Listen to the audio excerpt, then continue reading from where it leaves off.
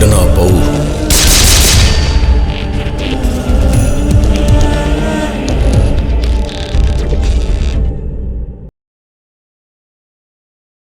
Indian telegraph के readers का, viewers का और ट्यून इंडिया रेडियो के सभी सुनने वालों को राजेश ठाकुर का प्यार भरा नमस्कार। दोस्तों, आज हम आपके लिए एक बड़ी ही ख़ास मुलाकात लेके आए हैं, एक ख़ास बातचीत लेके आए हैं। पंजाबी फिल्म इंडस्ट्री के एक बहुत ही बढ़िया एक्टर है, बहुत ही बढ़िया प्रोड्यूसर है और एक जाने माने गायक है। आप इन्हें हरभजन मान के रूप में जानते हैं और आज ये हमारे साथ सिडनी में मौजूद भी है। इनकी आने वाली फिल्म है, फिल्म का नाम है गद्दार द ट्रेटर। इस फिल्म की आजकल ये सिडनी में प्रमोशन कर रहे हैं, ऑस्ट्रेलिया ये आज आए हुए हैं और हमारी इनके साथ एक ख़ास बातचीत होने वाली है और इनके बारे में आप खूब सारी बातें करेंगे, उनके बारे में जानने की कोशिश भी करेंगे। मान साहब, सबसे पहले तो ऑस्ट्रेलिया में आपका बहुत बहुत स्वागत है।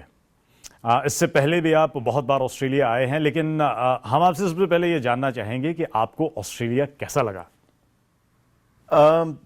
आई थिंक जो मेरे को सबसे बढ़िया ऑस्ट्रेलिया में लगता है that is the countryside. I was able to travel to Woolgoolga, Coffs Harbour, तो जो पूरी drive it's just so beautiful.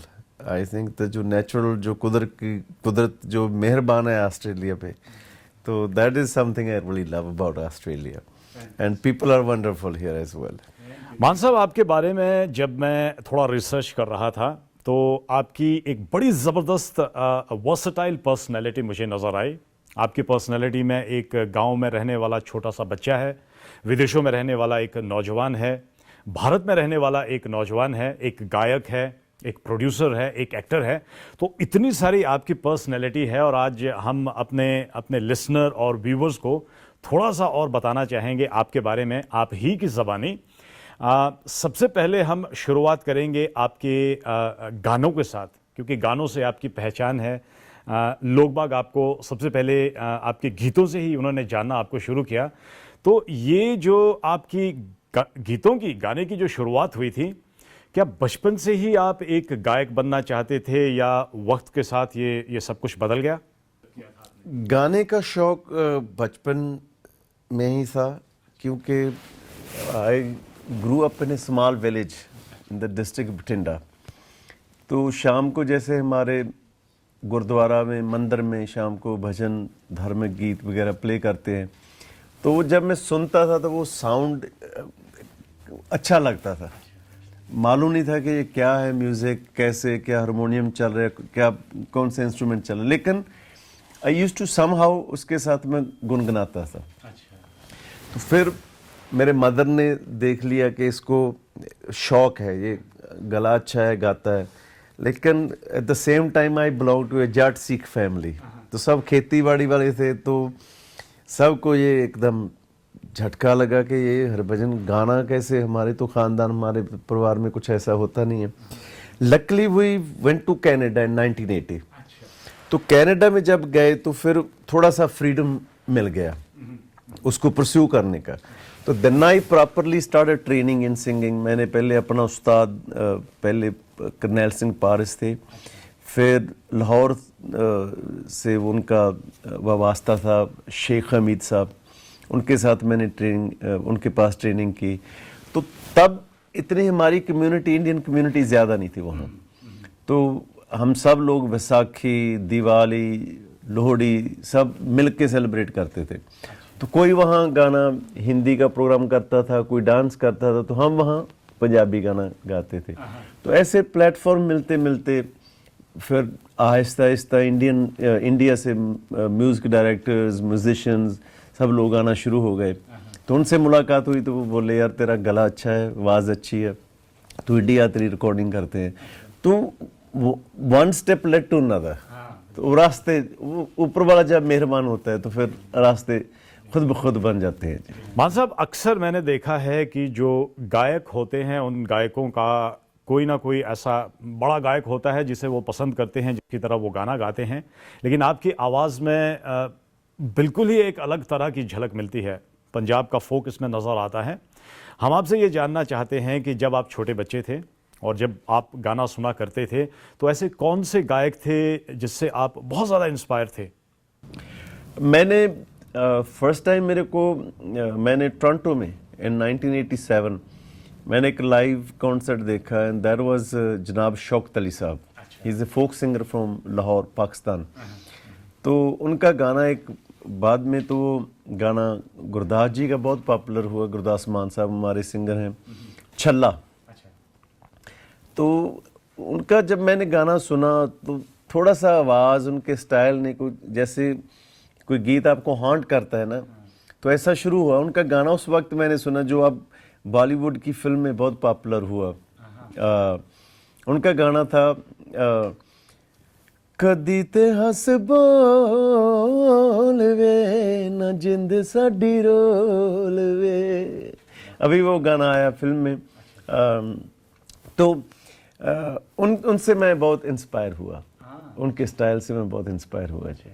अच्छा मान साहब, आपकी पहचान जो दुनिया भर को मिली थी वो थी आपके एक गीत के साथ, चिट्ठिए नी चिट्ठिए. कहते हैं कि हर गीत के पीछे कोई ना कोई कहानी होती है. अब इस गीत में जो कहानी है वो तो हम सबको पता है, लेकिन इस गीत के पीछे क्या कहानी है वो हम आपसे जानना चाहेंगे. चिट्ठिए नी चिट्ठिए गाना था कि एक पंकज दास साहब का गाना बड़ा नाम फिल्म में पॉपुलर हुआ था. चिट्ठी आई है वतन से चिट्ठी आई है. देखो, जो चाहे हम हिंदी स्पीकिंग है, पंजाबी या उर्दू बोलते हैं या इंग्लिश, जो भी है, आई थिंक इमोशंस फीलिंग्स सभी इंसान के एक जैसे हैं. What ever my mother feels for me she feels for you. तो हमारा पंजाब, बहुत लोग गुजराती हैं, पंजाबी भाई बहुत ज़्यादा बाहर कनाडा अमेरिका में बैठे हैं. तो ये एक ऐसा गाना था कि कोई भी मदर, ऐसा ज़रूरी नहीं कि बेटा ऑस्ट्रेलिया में गया हो या कनाडा में गया हो. बच्चा तो आपका बेटा तो ज़रा मार्केट गया तो मदर को चैन नहीं आता कि कब वो सही सलामत वापस घर में आए. तो वो चिट्ठी एक ऐसा गाना था कि ख़त के राही इसके ज़रिए मदर बोल रही है कि बेटा कहीं भी तू है, मेरे हंजू, मेरा दर्द, मेरे आंसू महसूस कर, कितना मैं तेरे को मिस करती हूँ. तो वो एक ऐसा लोगों के दिल पे लगी वो बात जिसने मेरे को एक आइडेंटिटी दे दी जी. मान साहब, आपकी गायकी के अंदर भारत में रहने वाला एक नौजवान भी है, विदेशों में रहने वाला एक नौजवान भी है. अलग अलग तरीके के आपने गाने गाए हैं. कहीं पे दर्द भरे गाने हैं, कहीं पे प्यार मोहब्बत वाले गाने हैं, कहीं पे मिट्टी की खुशबू भी उसमें नज़र आती है. आपसे हम ये जानना चाहते हैं कि किस तरीके का संगीत आप अपने लिसनर को देना चाहते हैं. मेरा ये सोच ज़रूर होती है कि जब कोई गाना कंपोजिशन कोई आता है मेरे पास, तो कि गाने की एक लाइफ ज़रूर हो. गाने की लाइफ कब होगी कि जब गाने के साथ एक आम आदमी रिलेट कर पाए, जुड़ पाए जी. जैसे मैंने पहले भी बोला कि एक इमोशन, एक फील तो हम सभी का एक है. क्या हमारी ज़ात है, क्या हमारा बैकग्राउंड है, क्या हमारा रिलीजन है, क्या हमारी लैंग्वेज, क्या हमारा कल्चर है. माँ के लिए बेटा तड़पेगा और बेटे के लिए माँ तड़पेगी. कोई भी कहीं से भी वो है. महबूबा के लिए, बहन भाई के लिए, ज़िंदगी के जो चैलेंजेस हैं, स्ट्रगल्स है. तो सो एज लॉन्ग एज आपके गाने में वो पर्सनल टच इन्वॉल्व है, तो वो गाना किसी को भी अच्छा लगेगा. मेरे को कितने लोग कोई दिल्ली एयरपोर्ट, बॉम्बे एयरपोर्ट पे मिल जाते हैं कि जी आपका गाना हम अंडरस्टैंड तो नहीं करते, आपका पंजाबी हमें समझ तो नहीं आता, लेकिन जो आपके एक्सप्रेशंस होते हैं, जैसे आप गाते हो, तो वो 1 मिनट के लिए हम चैनल वहीं रोक ज़रूर लेते हैं कि अरे सुनना है गाना, जो एक्सप्रेशन है. तो जो ह्यूमन टच, जो रिश्ते हैं उनकी बात, चाहे वो फिल्म है, चाहे वो बॉलीवुड की फिल्म है, पंजाबी की है, कोई भी फिल्म है, जब तक आर्ट में, कला में एक ह्यूमन टच है, वो रिश्तों की बात है, तो वो किसी को भी प्रभावित करेगा जी. ये मेरी सोचनी है. बहुत ही बढ़िया मान साहब, ये तो आपके संगीत की हमने खूब सारी बातें कर ली. अभी संगीत से निकलकर फिल्मों की तरफ ये आपका आना कैसे हुआ? क्या पहले से आप फिल्मों में आना चाहते थे या फिर इत्तेफाकन कुछ ऐसा हुआ कि आप फिल्मों में पहुंच गए? नहीं, कुछ फिल्म्स बारे में मैंने कभी नहीं सोचा था. कुछ मेरा ऐसा प्लान नहीं था. सिंगर ज़रूर बनना चाहता था, but luckily because of the producers I was working with in music, और जो लोग जब वीडियोस का दौर शुरू हुआ संगीत में इंडिया में 98 99 में, तो लकली मेरे वीडियोस जो थे वो मनमोहन सिंह जैसा कैमरामैन जो चांदनी चालबाज लम्हे लेकिन मोहब्बतें दिल तो पागल ऐसी दिल वाली दुल्हनियाँ ले जाएंगी, तो वो मेरे वीडियो में इन्वॉल्व थे। अहमद खान भाई और वैभवी मर्चेंट ऐसे लोगों के साथ मैं वीडियोस में काम कर रहा था। तो वहाँ दिमाग में आया कि यार आज पंजाबी गाना हर एक फिल्म का हिस्सा है, हिंदी फिल्म बॉलीवुड का हिस्सा है, तो पूरे ओवरसीज़ में पंजाबी बैठे हैं, तो क्यों ना एक अच्छी पंजाबी फिल्म हम लोग अटेम्प्ट करें। अगर मान जी, वो मनमोहन जी को हम मान जी बोलते हैं, कैमरामैन जो हैं, कि वो अच्छे एक मेकर हैं, तो जो एक फेस चाहिए स्क्रीन के लिए वो मेरे पास है, तो शायद हम पंजाबी सिनेमा को रिवाइव कर दें, क्योंकि cinema is a very powerful medium. जो आप अपना मैसेज, जो अपना आज पूरे दुनिया भर में हमारी कोई शादी होती है, कोई खुशी का मौका है, तो हमारे बच्चे भी even though they might not speak Hindi और they might not speak Punjabi और गुजराती, लेकिन बॉलीवुड पे गाने पे वो पूरी प्रेपरेशन करते हैं, वेडिंग्स में कपड़ा कैसा पहनना है, लहंगा ऐसा बनाना है। तो cinema has a very powerful वो मीडियम है। तो हमने सोचा कि पंजाबी लैंग्वेज या पंजाबी कल्चर को और बढ़ावा देने के लिए ज़रूरी है कि पंजाबी सिनेमे को भी हम रिवाइव करें गाने के साथ साथ। तो this is how I came in to films. Luckily मेरे साथ जो लोग पंजाबी फिल्म्स बना रहे, तब तक पंजाबी फिल्म्स में अच्छा कैनवस या प्रेजेंटेशन या मेकिंग नहीं थे। तो जब ऐसे लोग बॉलीवुड के मेरे साथ जुड़ गए, तो वो फिर वो क्वालिटी, वो क्लास सारा फिल्म में आ गया, तो लोगों को अच्छा लगा। And now it's been good 14-15 years since I've been making films now. मान साहब, आपने पंजाबी फिल्मों के रिवाइवल की बातचीत की। मेरा अपना ये मानना है कि आपका बहुत ज़बरदस्त कंट्रीब्यूशन है पंजाबी सिनेमा को एक अलग लेवल पे ले जाने का। चाहे आपने अलग अलग लोकेशन पे जाके फिल्में की, टेक्नोलॉजी का उसमें काफ़ी ज़्यादा इस्तेमाल आपने किया, सिनेमाटोग्राफी में आपने ख़ास ख्याल रखा और एक अलग ही लेवल पर पंजाबी सिनेमा को लेके गए हैं। अभी एक्टर के साथ साथ अब आप प्रोड्यूसर हैं, बहुत सारी फिल्में भी आप प्रोड्यूस करते हैं। आपसे हम ये भी जानना चाहते हैं कि किस तरीके का सिनेमा आप अपने देखने वालों को देना चाहते हैं। अगेन आई थिंक मैं अगर वो 20-22 साल 25 साल मैंने संगीत में सर्वाइव किया है, तो अगर हम गाने में या फिल्म का कोई सीन, अगर उसमें ह्यूमन टच रहेगा, उसमें रियलिटी रहेगी कि जिसके साथ आम आदमी बैठा अपने आप को उसके साथ महसूस कर सके, तो I think it always works. I strongly now इतना गाने गाए हैं, इतना लंबा करियर है मेरा, तो वो एक स्ट्रॉन्ग मेरे मन में एक पॉइंट बैठ गया है। इसलिए हमेशा कि जब मेरी कोई फिल्म कोई देखे तो वो उसको महसूस हो कि जैसे मेरी कहानी है। मेरा कोई गाना सुने तो वो उनको लगे कि ये तो यार ऐसे मेरे साथ हुआ है। तो जब तक वो होगा, I think people will really connect to your films, to your music, चाहे वो पंजाबी में है चाहे वो बॉलीवुड में है जी। तो वो एक रियलिज्म के नज़दीक, बेशक एक सिनेमा एक सपना है, एक वो हमारा ऐसा ड्रीम वर्ल्ड है जिसमें हम गुजरते हैं, लेकिन थोड़ा बहुत उसमें वो टच ज़रूर रहना चाहिए जी।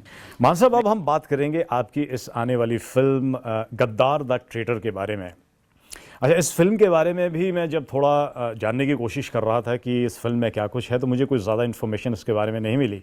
इसका एक डिजिटल पोस्टर है या कुछ हल्की फुल्की बातें जो कि ऑनलाइन इंटरनेट पे मुझे नज़र आई। थोड़ा सा इस फिल्म के बारे में हमें बताइए कि क्या कुछ छुपा है इस फिल्म के अंदर। I'll be very honest with you. I think this is the first time after acting in movies for 12-13 years के when I truly, मेरे को सच में ये महसूस होता है कि अब एक्टिंग की मेरे को थोड़ी बहुत ही समझ आने लगी है।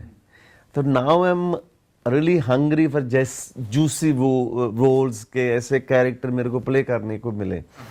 तो गद्दार में एक ऐसा कैरेक्टर है कि who lives on the edge, उसका एक पास्ट है उसका जो उसको हमेशा हॉन्ट करता है। ज़िंदगी में पैसा कमा लिया, सब कुछ मिल गया, लेकिन वो एक चीज़ है जो उसको सोने नहीं देती। आइदर ही वर्क्स और ही ड्रिंक्स, क्योंकि उसको नींद नहीं आती, वो सो नहीं पाता, पास्ट इतना उसको सताता है। तो वो पास्ट क्या है? तो जब उसको वो कहानी का पता चलता है कि जो चीज़ मेरे को परेशान कर रही है, उसके पीछे जो कारण था वो अभी है, वो जिंदगी में है, जिंदा है वो, तो फिर कैसे वो उसको आगे सारी स्टोरी वो अनफोल्ड होते। This is the first time Gaddar you can say is के as a suspense thriller first time किसी ने पंजाबी में इसको अटेम्प्ट किया है। अच्छा मान साहब, इसका मैंने जब डिजिटल ट्रेलर देखा गद्दार द ट्रेटर का, तो थोड़ी देर के लिए मुझे ऐसा लगा कि मैं किसी हॉलीवुड की फिल्म को देख रहा हूँ।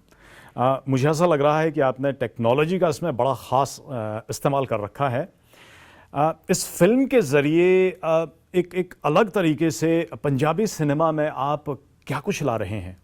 जी, मेरी हमेशा कोशिश है, and I am thankful to all my friends in Bollywood. वैसे शायद हम उनको अफोर्ड ना कर पाएँ, बट ओवर द ईयर्स, क्योंकि मैं भी 98-99 से बॉलीवुड में गाने, उन लोगों के साथ वीडियोस ये वो कर रहा हूँ, तो they always come out, they help me even though I can't afford there price and all that.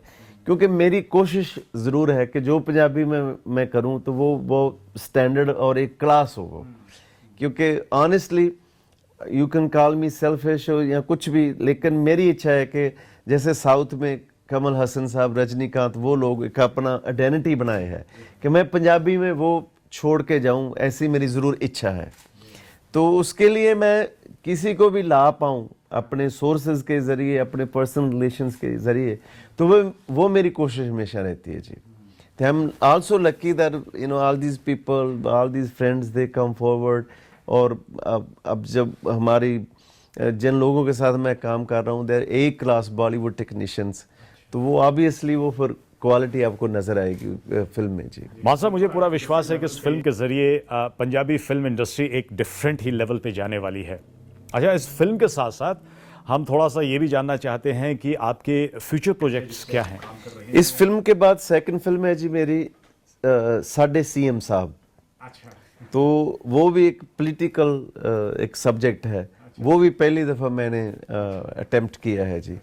And like I said के आदमी तो एक कोशिश कर सकता है, लेकिन also I am at a point where in life I feel कि now I am also ready to do something in Bollywood as well. मैं नॉट नेसेसरली कि कोई लीड रोल करना है या मैंने हीरो वहाँ बनना है, लेकिन एज एन एक्टर अब मेरा मन करता है कि और भी एवेन्यूज़ और अपने आप के लिए मैं वो ओपन करूँ, वो रास्ते ढूंढूँ। तो होपफुली ऑल दीज फिल्म्स, जब जो मेरा एक रंग, मेरे एक्टर का रूप जो नज़र आएगा, तो शायद पहले भी कुछ ऑफर्स आती थी, लेकिन वो I didn't feel they match up to my the kind of reputation, the जो इमेज पंजाब के लोगों, ऑडियंस के साथ जो मेरी है। लेकिन नाउ सिनेमा इतना विशाल, इतना different subjects, even I mean I salute Bollywood के इतने अच्छे अच्छे डिफरेंट कॉन्सेप्ट्स और सब्जेक्ट्स कंटेंट आ रहा है। तो I think it's wonderful time now, जो पीरियड चल रहा है उसमें एक एक्टर होने का, एक I think this is the best time now. अच्छा मान साहब, अब हम आपसे थोड़ा सा एक अलग तरीके का सवाल पूछना चाहेंगे। आजकल आप अपने एक्टिंग में, फिल्में बनाने में इतना बिजी हो गए हैं, और आपके बहुत सारे हज़ारों आपके जो चाहने वाले हैं, जो आपके गानों को बहुत ज़्यादा पसंद करते हैं, उनकी तरफ से एक सवाल है कि काफ़ी दिन हो गए आपकी कोई एल्बम नहीं आई, तो आप कहीं फिल्म इंडस्ट्री में इतना खो गए हैं कि आप हमें या हमारे जो आपके गानों को चाहने वाले हैं उन तक कोई एल्बम नहीं पहुंच रही, तो उसके बारे में कुछ थोड़ा सा बताएं हमें। गाने के साथ थोड़ा सा मैं फील करता हूँ जी कि एक उसको ट्रेजेडी बोलो या I don't know what else to say to it और टू नेम इट, के क्या हुआ कि हमारे जैसे क्रिकेट कोई और गेम किसी और गेम को आगे नहीं आने देता, तो वैसे ही हमारे जब इंडी पॉप, पंजाबी पॉप इतना पॉपुलर हो गया बैक इन 2000, 2001, 2002, तो वो सब उठा के एक तरह हाईजैक बॉलीवुड ने कर लिया।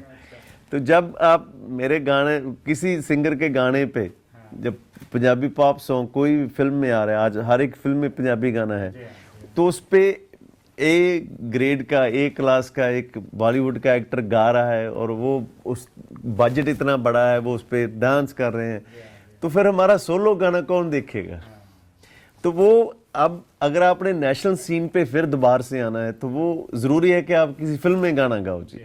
वही सर्वाइवल का एक रास्ता है, क्योंकि सोलो एल्बम कितने हमारे इंडी पॉप सिंगर्स थे, सब अब कोई नज़र नहीं आ रहा, इतने अच्छे अच्छे थे। अनफॉर्चुनेटली हमारे इंडिया में जैसे हॉलीवुड में म्यूज़िक एक तरफ है, म्यूज़िक इंडस्ट्री और फिल्म इंडस्ट्री एक तरफ, यहाँ हमारे सब कुछ है जो थ्रू बॉलीवुड। तो अब बॉलीवुड में भी हमारे गाने बहुत जल्दी आएंगे, और जो हमारे नॉन पंजाबी लिसनर्स हैं उनको लेकिन गाने मेरे अच्छे लगते थे, वो काफ़ी देर से दिल्ली मैं एयरपोर्ट पे इमिग्रेशन वाले भी पूछेंगे, भाई साहब बड़ी देर हो गई आपकी कोई एल्बम नहीं आई। तो एल्बम आई लेकिन वो उन चैनल्स पे नहीं नज़र आई जो वो देखते हैं, तो होपफुली जल्दी अब वहाँ गाने भी आपको नज़र आएंगे। अच्छा, एक और सवाल हमारे जहन में बड़ी देर से चल रहा है मान साहब, और वो ये है कि ज़्यादातर ये होता है कि जो लोग भारत से बाहर चले जाते हैं, विदेशों में चले जाते हैं और वहीं के होके रह जाते हैं। आपने एक बड़ा ज़बरदस्त डिसीजन लिया कि आप कनाडा में रहने के बाद वापस भारत आए। तो आपसे ये भी जानना चाहते हैं कि जब आप वापस भारत आए थे तो आपको कुछ प्रॉब्लम्स आई थी भारत में? नहीं जी, I truly I can say I love my India. I am very happy there. मान साहब, आपके बहुत सारे आपके चाहने वाले हैं, आइडल है आप उनके, उनकी तरफ से एक सवाल आपके लिए है, क्योंकि हम जो है वो आपको एक बहुत ही सफल इंसान के रूप में देखते हैं। पर्दे पर खूब सारी आपकी बढ़िया बढ़िया फिल्में हैं, खूब सारे आपके गाने हैं, लेकिन बड़े बुजुर्गों की कही हुई एक बात है, वो कहते हैं कि कुछ पाने के लिए कुछ खोना पड़ता है। आपसे हम ये जानना चाहेंगे कि आप जिस मकाम पे आप है, एक बहुत ही कामयाब इंसान है, इस कामयाबी के लिए क्या कभी कभी आपको ऐसा लगता है कि आपने कुछ खोया है? जो बहुत ज़्यादा भी कहीं ना कहीं मेरे को एक परेशान जो चीज़ जो बात करती है, दैट इज़ के ओवर द इयर्स जो बच्चों को, जो फैमिली को, बीवी को टाइम देना चाहिए था वो मैं नहीं दे पाया। बट आई एम ब्लेस्ड, खुशकिस्मत हूँ मैं, लकी के बीवी ने या बच्चों ने कभी कंप्लेंट नहीं किया। दे आल्सो रियलाइज कि माई वाइफ आल्सो फील्स कि माई हस्बैंड या बच्चे के आवर डैड, वो एक कुछ हिस्सा उसका लोगों के लिए भी है, तो दे अंडरस्टैंड दैट। बट जो बच्चे, क्योंकि जो ये सेकंड जो एक पल गुजर गया, इसको दुनिया की कोई ताकत, कोई पैसा वापस नहीं लेके आ सकता। तो समटाइम्स अभी 2-3 days back was my daughter's birthday, but I was here promoting the film.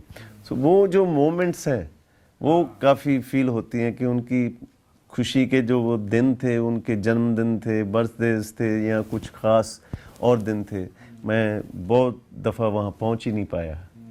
But then that's life. बहुत बढ़िया मान साहब, एंड मुझे ऐसा लग रहा है कि आपके अंदर कोई ऐसा गीत या कोई ऐसी कहानी छुपी है जो बहुत जल्दी हमें मिलने वाली है। आई थिंक आपने बहुत अच्छा आइडिया दे दिया मेरे को।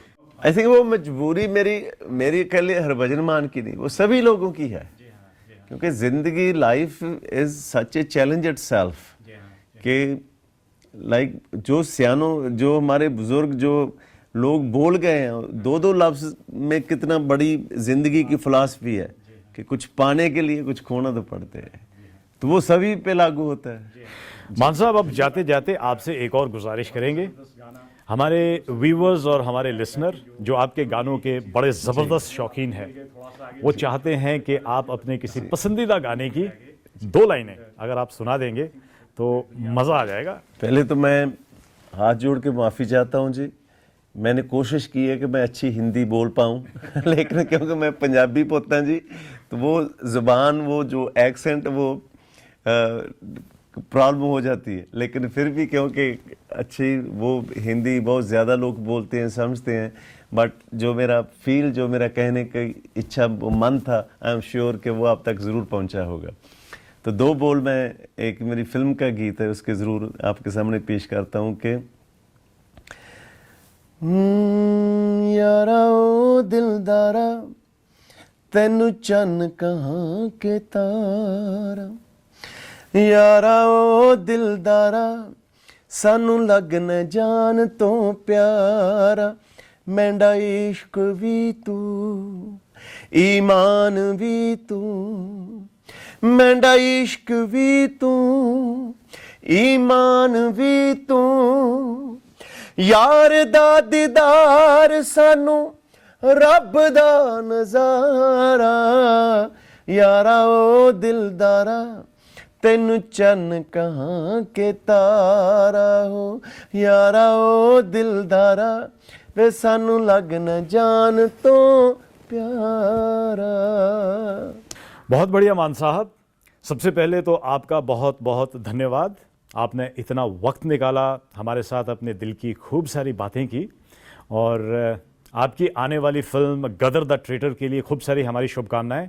बॉक्स ऑफिस पे ये फिल्म खूब धूम मचाए और आई एम श्योर कि आपके दिल में खूब सारी अभी कहानियाँ छिपी है, खूब सारे गीत छिपे हैं। हमें इंतज़ार रहेगा।